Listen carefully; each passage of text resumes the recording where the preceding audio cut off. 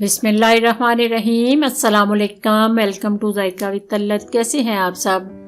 अल्लाह आप सबको अपनी अमान में रखे, जहाँ भी रहें खुश रहें, आबाद रहें। आज मैं आपको बड़े मज़े के, बड़े टेस्टी, क्रिस्पी से पोटैटो बाइट्स बताने लगी हूँ। ये बड़े मज़े के बनते हैं, इनको आपने एक दफ़ा ज़रूर ट्राई करना है। चलें बनाना शुरू करते हैं। इसके लिए जो चीज़ें चाहिए वो नोट कर लें।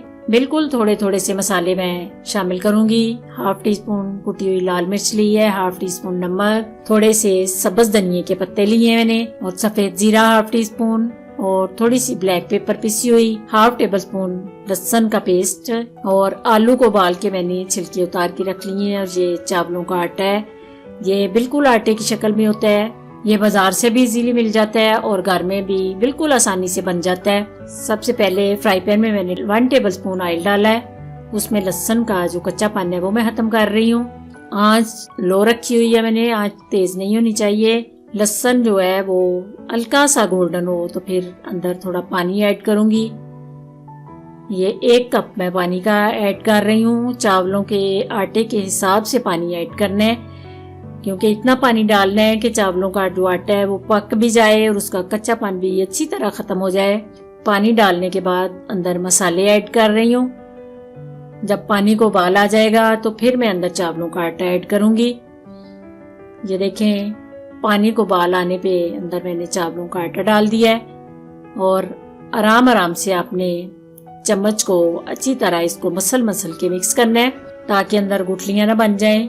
बिल्कुल इसी तरह जैसे मैं इसको कर रही हूँ, इसी तरह अपने तेज तेज हाथों से इसकी गुठलियां जो है साथ साथ मसलते जाना है और इसको भूनते जाना है। तकरीबन 10 मिनट हो गए मुझे आटे को भूनते हुए, तो इसका तकरीबन ये तैयार है।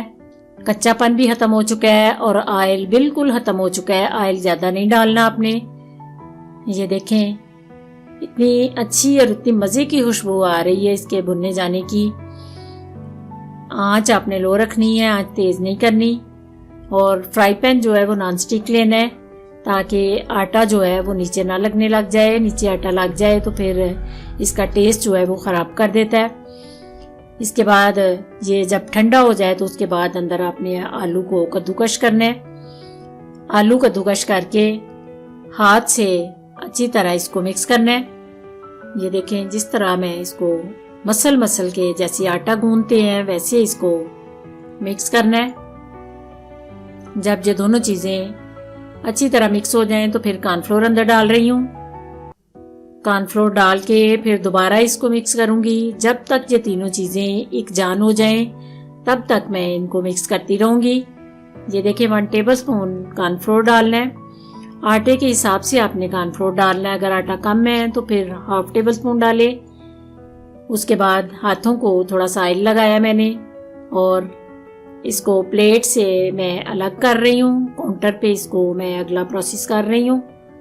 प्लेट से आपने निकाल लेना है और काउंटर पे इसका लंबा सा रोल बना लेना है। थोड़ा सा आटा मैं अंदर से निकाल रही हूँ, क्योंकि इसका रोल जो है वो ज़्यादा मोटा बन रहा है, इसलिए थोड़ा सा मैंने आटा अलग कर लिया है। उसको मैं अलग से बनाऊंगी। ऐसे पतला सा आपने रोल बना लेना है। हाथों को ऑयल ज़रूर लगा लेना, ताकि ये नीचे भी ना लगे और आपके हाथों को भी ना जुड़े। फिर उसके बाद छुरी से या किसी भी कटर की मदद से आपने इसके बाइट्स कट कर लेने हैं।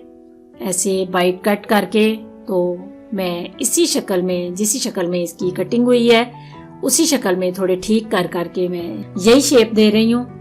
आप अपनी चॉइस के मुताबिक जो मर्जी ये शेप दे सकते हैं।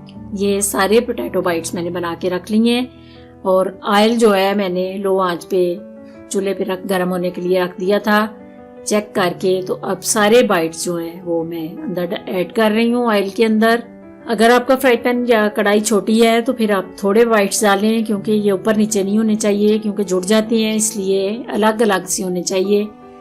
लो आंच पे मैं बना रही हूँ। आंच आपने बिल्कुल भी तेज नहीं करनी। तेज आंच पे अंदर से चीज़ कच्ची रह जाती है और उसका टेस्ट जो है वो ख़राब हो जाता है।